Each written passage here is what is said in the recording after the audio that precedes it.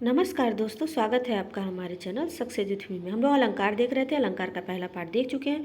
आज देखिए दूसरा पार्ट देखते हैं। पहला है विभावना अलंकार। बिनु पद चले सुने बिनु काना, इनमें से कौन सा अलंकार है? तो असंगति, रूपक, रूपक, वक्रोक्ति। तो यहाँ पे देखिए स्टार लगा हुआ है, जहाँ बिना कारण के ही कार्य हो। तो देखिए बिनु पद चले सुने बिनु काना, मतलब बिना पैर के चलता है और बिना कान के सुनता है। तो क्या है यहाँ पे? देखिए कि बिना कारण के ही कार्य हो जाए, तो वहाँ विभावना अलंकार होता है। प्रस्तुत पंक्तियों में बिना पैर चलना, बिना कान सुनना तथा बिना हाथ के कार्य होना बिना कारण ही संपादित हो रहे हैं, अतः यहाँ विभावना अलंकार है। उत्तर प्रदेश माध्यमिक शिक्षा सेवा चयन बोर्ड ने इस प्रश्न का उत्तर अपनी आरंभिक उत्तर कुंजी में विकल्प ए माना था, किंतु संशोधित उत्तर कुंजी में इस प्रश्न को मूल्यांकन से बाहर कर दिया, क्योंकि यहाँ पे विभावना अलंकार का उदाहरण है ही नहीं ऑप्शन में, इसलिए इसको बाहर कर दिया गया।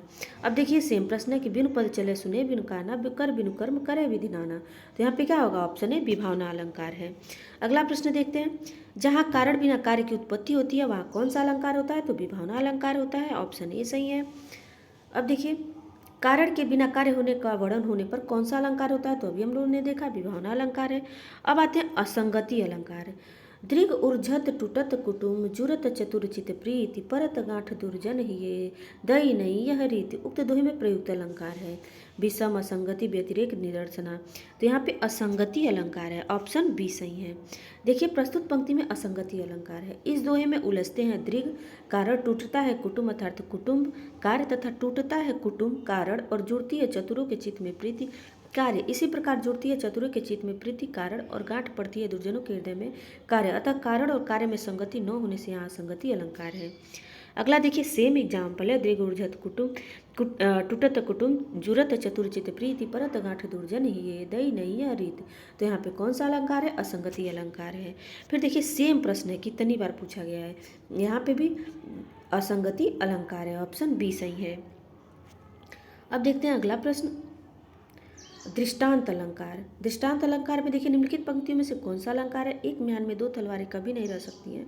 किसी और प्रेम पर प्रेम नारियां पति का क्या सह सकती हैं। यहाँ पे देखिए दृष्टांत, समासोक्ति, विभावना, विरोधाभास। तो कौन सा अलंकार है? दृष्टांत अलंकार है। ऑप्शन ए सही है। डिटेल देख लेते हैं। जहाँ पहले कोई बात कहकर उसमें मिलती जुलती बात द्वारा दृष्टांत दिया जाए लेकिन समानता किसी शब्द द्वारा प्रकट न हो, वहाँ दृष्टांत अलंकार होता है। प्रस्तुत पंक्तियों का अर्थ है कि एक म्यान में दो तलवारों का रहना वैसे ही असंभव है जैसे कि एक पति का दो नारियों पर अनुरक्त रहना पत्नी सहन नहीं कर सकती है, तब यहाँ दृष्टांत अलंकार है। अब देखते हैं व्यतिरेक अलंकार। व्यतिरेक अलंकार में सम सुबरन सुखमाकर सुखद नथोर सी अंग सखी कोमल कनक कठोर, इस छंद में प्रयुक्त अलंकार है। निदर्शना, व्यतिरेक, समासोक्ति, अर्थांतरास। तो यहाँ पे व्यतिरेक अलंकार है। डिटेल देखते हैं। डिटेल मोस्ट इंपॉर्टेंट होता है, इसको आप लोग ध्यान से देखा करिए कि इससे संबंधित अगर दूसरा उदाहरण आए तो उसको आप लोग कर सकें। जब किसी विशेष गुण के कारण उपमेय को उपमान की अपेक्षा अधिक ऊंचा दिखाया जाए, अर्थात उपमान की अपेक्षा उपमेय का उत्कर्ष वर्णन हो, तो व्यतिरेक अलंकार होता है। प्रस्तुत पंक्तियों में व्यतिरेक अलंकार है। देखिए अगला है सब सुबरन सुखमा कर सुखद नथुर सी अंग सखी कोमल कनक कठोर। सेम प्रश्न है, तो यहाँ पे क्या होगा? व्यतिरेक अलंकार होगा। ऑप्शन डी सही है। अगला देखते हैं। रघुवर जस प्रताप के आगे चंद मंद रवि ताप ही त्यागे। उपयुक्त पंक्ति में कौन सा अलंकार है? तो देखिए यहाँ पे भी व्यतिरेक अलंकार है। ऑप्शन डी सही है। प्रस्तुत पंक्तियों में व्यतिरेक अलंकार, यहाँ पर राम का गुण उपमेय, चंद्रमा तथा सूर्य के गुण उपमान से आदि के उत्कर्ष दिखाया गया है। अगला प्रश्न देखते हैं। जन्म सिंधु पुनि बंधु विष दिन मलिन सकलंक सिय मुख समता पाव किमि चंद बापुरो रंग। पंक्तियों में कौन सा अलंकार है? अनन्वय, रूपक, उत्प्रेक्षा, व्यतिरेक। तो कौन सा अलंकार है? ऑप्शन डी व्यतिरेक अलंकार है। जहाँ उपमेय में उपमान की अपेक्षा कुछ विशेषता दिखाई जाए वहाँ व्यतिरेक अलंकार होता है। समुद्र मंथन के 14 रत्नों में से चंद्रमा का भी जन्म हुआ था। प्रस्तुत पंक्तियों में चंद्रमा के बारे में कहा गया है कि खारे समुद्र में इसका जन्म हुआ, विष इसका भाई है, दिन में यह तेजस हो जाता है और कलंक से भी भरा हुआ है। बेचारा गरीब चंद्रमा सीता के मुख की बराबरी कैसे कर सकता है? यहाँ उपमान से सकारण उत्कर्ष दिखाया जा रहा था, यहाँ व्यतिरेक अलंकार है। अब देखिए जन्म सिंधु पुनि बंधु विष दिन मलिन सकलंक सिय मुख समता पाव किमि चंद बापुरो रंग। सेम एग्जाम्पल है, तो क्या होगा यहाँ पे? व्यतिरेक अलंकार होगा। अब देखते हैं अतिशयोक्ति अलंकार। पहला देखिए, नित्य प्रति पुण्यो ही रहे आनंद ओप उजास में। अतिशयोक्ति अलंकार में क्या होता है, बढ़ा चढ़ा के कोई बात कही जाती है, तो वहाँ पे अतिशयोक्ति अलंकार, ऑप्शन डी सही है इसमें। डिटेल देते हैं, प्रस्तुत पंक्ति का अर्थ, नायिका के मुख पर व्याप्त उजाले से वहाँ रोज पूर्णिमा ही रहती है। क्या कर रहा है, बढ़ा चढ़ा के बात की जा रही है। मुख सौंदर्य का बढ़ा चढ़ा कर वर्णन किया गया है, अतः यहाँ पे अतिशयोक्ति अलंकार है। अगला प्रश्न देखते हैं, विशेषोक्ति अलंकार का, नीर भरे नित प्रति रहे तो न प्यास बुझाई, पंक्ति में कौन सा अलंकार है, अतिशयोक्ति, विशेषोक्ति, विभावना और उपमा, तो यहाँ पे विशेषोक्ति अलंकार है, ऑप्शन बी सही है। डिटेल देखते हैं, प्रस्तुत पंक्ति में विशेषोक्ति अलंकार है, यहाँ कारण के रहते हुए भी कार्य संपन्न नहीं हो पा रहा है, अर्थात नयनों में नीर भरा हुआ बताए जाने पर भी प्यास नहीं बुझ रही है। अब देखते हैं अर्थांतरन्यास, जो रहीम उत्तम प्रकृति का करि सकत कुसंग, चंदन विष व्याप्त नहीं लपटे रहत भुजंग, इस दोनों में कौन सा अलंकार है, निदर्शना, अनुप्रास, अर्थांत्यरास, संदेह, तो कौन सा अलंकार है, अर्थांत्यरास। जहाँ सामान्य कथन का विशेष या विशेष कथन का सामान्य से समर्थन किया जाए वहाँ अर्थांतरास अलंकार होता है। प्रस्तुत दोहे में यही उक्ति दोहराई जा रही है, अतः यहाँ अर्थांतरास अलंकार है। अब देखिए, अत्युक्ति अलंकार, जहाँ किसी वस्तु का लोक सीमा से इतना बढ़ कर वर्णन किया जाए कि वह असंभव की सीमा तक पहुंच जाए, वहाँ अलंकार होगा, वहाँ पे अत्युक्ति अलंकार होगा, ऑप्शन सी सही है। जहाँ किसी वस्तु का लोक सीमा से इतना बढ़कर वर्णन किया जाए कि वहाँ वह असंभव की सीमा तक पहुँच जाए, वहाँ अत्युक्ति अलंकार होता है। लखन सकोप वचन जब बोले, डगमगनी मही दिग्गज डोले, यहाँ लक्ष्मण के क्रोधित होकर बोलने से पृथ्वी डगमगा उठी है और दिग्गज कांप उठे हैं, अतः मिथ्यात्वपूर्ण वर्णन होने से अत्युक्ति अलंकार है। अतिशयोक्ति और अत्युक्ति मिलते जुलते अलंकार हैं, दोनों में केवल अंतर यह है कि उक्ति यदि संभव हो तो अतिशयोक्ति और असंभव हो तो अत्युक्ति होगी।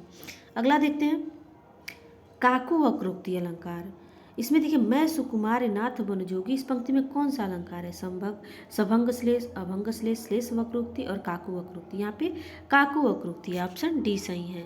डिटेल देखते हैं, मैं सुकुमार नाथ बन जोगी, तुम ही उचित तम मोह कहबोगु, में काकु वक्रोक्ति अलंकार है, जहाँ कहे हुए वाक्य का कंठ की ध्वनि की विशेषता से दूसरा अर्थ ग्रहण किया जाता है, वहाँ काकु वक्रोक्ति होता है, इसमें केवल वाणी प्रस्तुतिकरण होता है। अन्य फैक्ट देखते हैं, अक्रोक्ति का शाब्दिक अर्थ होता है वक्र, या मतलब टेढ़ी, उक्ति मतलब कथन, अर्थात कथन को सीधे न कह के टेढ़ा कहने वाला, वक्रोक्ति के दो भेद, श्लेष और काकु। अगला देखते हैं, अक्रमातिशयोक्ति अलंकार, इसमें देखिए, वह सर इधर गांडीव गुण से भिन्न जैसे ही हुआ, धड़ से जयद्रथ का उधर सिर छिन्न वैसे ही हुआ, उपयुक्त में कौन सी अतिशयोक्ति है, असंबंध धातिशयोक्ति, संबंधतिशयोक्ति, अकृतिशयोक्ति और अत्यंतिशयोक्ति, तो इसमें अक्रमातिशयोक्ति है, ऑप्शन सी सही है। अगला देखते हैं, जहाँ कारण और कार्य का एक साथ होना वर्णित होता है वहाँ अक्रमातिशयोक्ति होती है। प्रस्तुत पंक्ति में सर कारण का गांडीव से छूटना और सिर का छिन्न होना कार्य दोनों का एक साथ कथन किया गया है, इसलिए यहाँ कारण और कार्य में क्रम का निषेध होने से अक्रमातिशयोक्ति है। सामान्यतः कार्य कारण के बाद होता है, किंतु यदि कभी कारण से पहले कार्य का होना वर्णन करे तो वहाँ अत्यंतिशयोक्ति होगा। अब देखिए, मानवीकरण अलंकार, यहाँ पे अलंकार के संबंध में मानवीकरण से क्या अभिप्राय है, जीवात्मा का मानव बन जाना, मनुष्य द्वारा करने योग्य वशीकरण द्वारा अन्य जीवों को मानव बना देना, और वह अलंकार जिसमें भावनाओं में मानव गुण व कार्य का आरोप किया जाता है वहाँ पे मानवीकरण अलंकार होता है, ऑप्शन डी ही सही है इसका। डिटेल इसका देखते हैं, जिस अलंकार में भावनाओं में मानव गुण व कार्य का आरोप किया जाए वहाँ मानवीकरण अलंकार होता है। ठीक है, अगला प्रश्न देखते हैं, किसी युक्ति से समर्थित की गई बात में कौन सा अलंकार होता है, व्यतिरेक, ये क्या, प्रतिवस्तुपमा, दृष्टांत और काव्यलिंग, तो यहाँ पे काव्यलिंग होता है, ऑप्शन डी सही है। जहाँ किसी व्यक्ति से समर्थन का कारण बताया जाए वहाँ काव्यलिंग अलंकार होता है, जैसे कनक कनकते सौगुनी मादकता अधिकाद, वा खाए भौराए नर या पाए भौराए, धतूरा खाने से नशा होता है पर स्वर्ण खाने से भी नशा होता है, यहाँ इसी बात का समर्थन किया गया है कि स्वर्ण में धतूरे से ज़्यादा नशा होता है, तो दोहे के उत्तरार्ध में कथन की पुष्टि हुई है। ठीक है, अब आते हैं प्रतीप अलंकार, इसके भी उदाहरण बार बार पूछे जाते हैं। प्रतीप अलंकार के, उतरी नहाए जमुन जल जो शरीर समश्याम, पंक्ति में कौन सा अलंकार, हो सकता है ये सेम उदाहरण बीपीएससी में पूछे जाएं, तो आप लोग इसको ध्यान रखिएगा और डिटेल तो ध्यान रखिएगा ही। उपमा, प्रतीप, विशेषोक्त, विभावना। तो इसका क्या होगा? प्रतीप अलंकार होगा। ऑप्शन बी सही है। जहाँ प्रसिद्ध उपमान को उपमेय बना दिया जाए वहाँ प्रतीप अलंकार होता है। प्रतीप का अर्थ है उल्टा, उपमान को उपमेय बना देना, क्रम का उलट देना हुआ। इसलिए जब प्रसिद्ध उपमान को उपमेय बना देता है तो प्रतीप अलंकार होता है। यह उपमा अलंकार का उल्टा होता है। प्रस्तुत पंक्ति में जमुना जल जो श्यामता का प्रसिद्ध उपमान है को उपमेय और श्याम शरीर को उपमान बना दिया, इसलिए यहाँ प्रतीप अलंकार है। जहाँ कारण के होने पर भी कार्य न हो वहाँ विशेषोक्ति अलंकार होते हैं। दूसरा देखिए सेम उदाहरण है, उतरी नहाए जमुन जल जो शरीर समश्याम, यह कौन सा अलंकार है? तो यहाँ पे प्रतीप अलंकार है। ऑप्शन सी सही है। अब देखते हैं अगला, तरनी तनुजा नीर सोहत श्याम शरीर सम्य अलंकार है। तो देखिए परिसंख्या, व्यतिरेक, असंगति और प्रतीप, तो कौन सा अलंकार है? प्रतीप अलंकार है। डिटेल देखते हैं। प्रस्तुत पंक्ति में तरनी तनुजा यमुना के जल को उपमेय तथा श्याम शरीर को उपमान बना दिया गया, तो यहाँ प्रतीप अलंकार है। चौथा देखते हैं, माँ के सूची उपकारों का जीवन में अंत नहीं, निस्वार्थ साधना पथ पर माँ जैसा संत नहीं। उपर्युक्त काव्य पंक्तियों में मुख्य रूप से कौन सा अलंकार लक्षित हो रहा है? तो यहाँ पे प्रतीप अलंकार। ऑप्शन सी सही है। डिटेल देखते हैं। प्रस्तुत काव्य पंक्ति में प्रतीप अलंकार है। उपमेय से उपमान की हीनता का जहाँ वर्णन होता है वहीं प्रतीप अलंकार होता है। इन पंक्तियों में उपमेय, माँ के सूची उपकारों का जो से उपमान, निस्वार्थ साधना की हीनता का वर्णन किया गया है। अब देखिए अपहनुति अलंकार। यहाँ पे मैं जो कह रघुवीर कृपाल, बंधु न होई मोर यह काला, इसमें इस उदाहरण में कौन सा अलंकार है? भ्रांतिमान, संदेह, प्रतीप और अपहनुति, तो कौन सा अलंकार? तो यहाँ पे कौन सा अलंकार है? ऑप्शन डी सही है, अपहनुति अलंकार है। डिटेल देखते हैं। जहाँ उपमेय का निषेध करके उपमान का आरोप किया जाता है, अर्थात प्रस्तुत का निषेध कर और प्रस्तुत की स्थापना की जाए, वहाँ पर अपहनुति अलंकार होता है। अपहनुति का अर्थ है छिपाना, निषेध करना, गोपन करना, स्वीकृत करना इत्यादि। प्रस्तुत पंक्तियों में अपहनुति अलंकार है। यहाँ पर सुग्रीव ने बलि के बारे में श्री राम से कहा है, हे कृपालु राम, यह मेरा बंधु नहीं है, यह काल है। देखिए जो अलंकार नहीं पढ़े हैं, जिनको नहीं पता है, वो इसको बिल्कुल समझ नहीं पाएंगे। तो अगर आप अलंकार का नहीं देखे हैं, नहीं पढ़े हैं, तो कहीं से भी अलंकार या फिर कोई किसी भी किताब से पहले अलंकार को समझिए। अलंकार के भाग कितने होते हैं, उसमें अर्थालंकार कौन है, शब्दाल, उसके बाद ये इन प्रश्नों को देखिए। ये प्रश्न है जो प्रीवियस ईयर के प्रश्न है, ये आपके समझ को बढ़ाते हैं, तो इसको तब आप लोग देखिए, तब ज़्यादा समझ में आएगा। अब आते हैं उदाहरण अलंकार। देखिए बूंद आघात सहे गिरी कैसे, खल के वचन संत सह जैसे, में अलंकार है उपमा, उदाहरण। तो इसमें देखिए उदाहरण ही अलंकार है। बूंद आघात सहे गिरी कैसे, बल के वचन संत सह जैसे, तो इसमें उदाहरण अलंकार है, इसमें उदाहरण दिया जा रहा है। डिटेल देखते हैं इसका। जहाँ किसी बात के समर्थन में उदाहरण किसी वाचक शब्दों के साथ दिया जाए वहाँ उदाहरण अलंकार होता है। प्रस्तुत पंक्ति में उदाहरणवाची शब्द जैसे शब्दों द्वारा प्रथम पंक्ति के अर्थ को और प्रभावशाली बनाया जा रहा था, यहाँ उदाहरण अलंकार है। अब देखिए स्मरण अलंकार। स्मरण अलंकार कौन सा है? सघन कुंज छाया सुखद, शीतल मंद समीर, मन है जात अजो वहे, वा जमुना के तीर। इस उदाहरण में अलंकार है भ्रांतिमान अलंकार, स्मरण अलंकार, उल्लेख अलंकार, संदेह अलंकार।